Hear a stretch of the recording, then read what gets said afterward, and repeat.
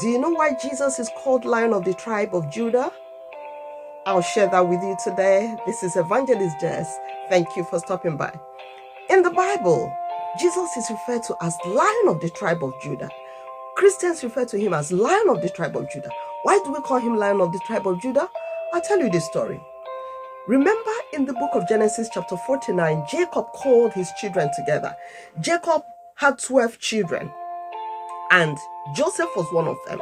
His first son was Reuben, second one Simeon, then Levi, and Judah was the fourth son of Jacob.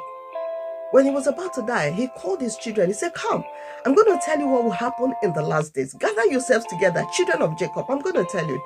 He started with Reuben. He said, Reuben, you're my firstborn, the beginning of my strength.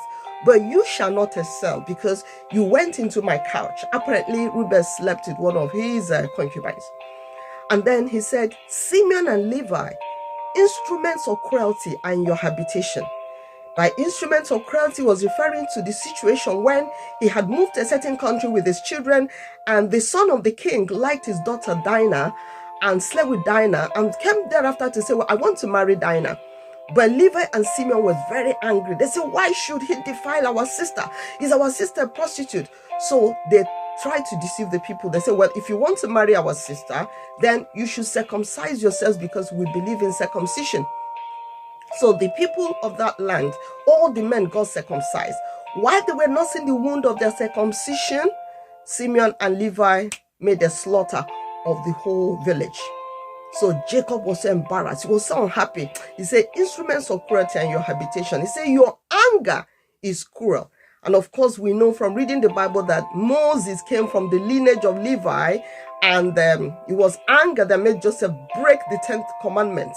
When he went to collect the 10 commandments, he came back and saw that Israelites were worshiping idol. They had made an idol they were worshiping. So he broke the 10 commandments in anger. So he came through that lineage of Levi.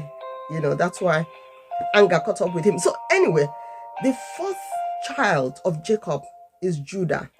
Judah was the fourth child. And when it got to Judah's turn, Jacob said, Judah, you are him whom your brethren shall praise. He said, Judah, you're like a lion's whelp. And then in verse 10 of Genesis chapter 49, Jacob said, the scepter shall not depart from Judah, nor the law give from between his feet, until Shiloh comes, for unto him shall the gathering of the people be. That is, unto Shiloh shall the gathering of the people be. So the kingship will remain in Judah's lineage. It will remain in Judah's house until Jesus Christ is born, because Jesus Christ is the King of kings and the Lord of lords. That's why he came through the lineage of Judah. But you want to know how Jesus came through the lineage of Judah? I'll tell you.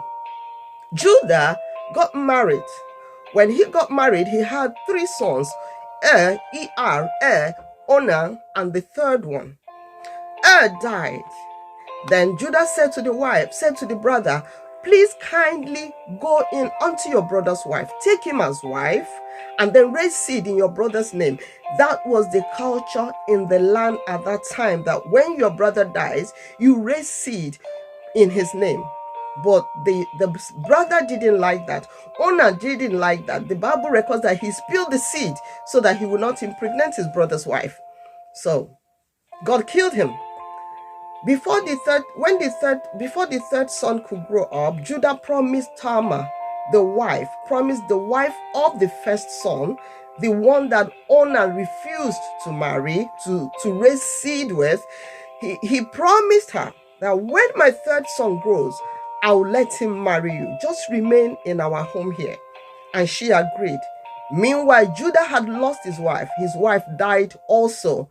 So at a particular time, after the third son was grown, and Judah did not give him to her as husband, she got angry. Tamar realized she had been played, and she wasn't happy about that. So she heard that Judah was visiting a certain country. She went to that city. She played the harlot. She went to the street side and played the harlot, pretended to be a harlot. And Judah saw her on the street corner and said, come on, let's go. He didn't realize that it was his daughter-in-law, Tamar. He didn't know that. So before he could sleep with her, she said, well, what would you give me? He said, don't worry. After we've had some relationship, some intimacy, I'll go and get you a kid goat. She said, no, I need a pledge because you don't have the kid goat here. So I need a pledge to be sure that you will not deceive me. And he said, okay, what pledge do you want me to give you? She said, give me your signet ring. That's his kingship ring. Give me your staff of office, kingship staff of office, and give me your bracelet. Oh, a paraphernalia for his office of kingship. He gave her. He gave her. As I say to people, when you commit sexual immorality, when you commit infidelity, when you commit a fornication, you're giving away your authority as a believer, your kingship. That's what you're giving away. So the woman took them. She held on to them, and then later when they finished, she went home. Judah did not know he had just slept with his daughter-in-law. Months later, the news got to Judah that your daughter-in-law is pregnant, and we don't know who she's pregnant for. Their custom was any woman that commits adultery, stone her to death. They brought her to stone her, and she said, before you stone me to death, I'd like to tell you who impregnated me. She said, the owner of this signet ring, the owner of this bracelet, the owner of this staff of office. Judah was embarrassed, and they couldn't stone her to death anymore. She was able to deliver, and she delivered twins, Pharaoh and his brother. When he delivered the twins grew up. And that's the lineage that Jesus Christ came from.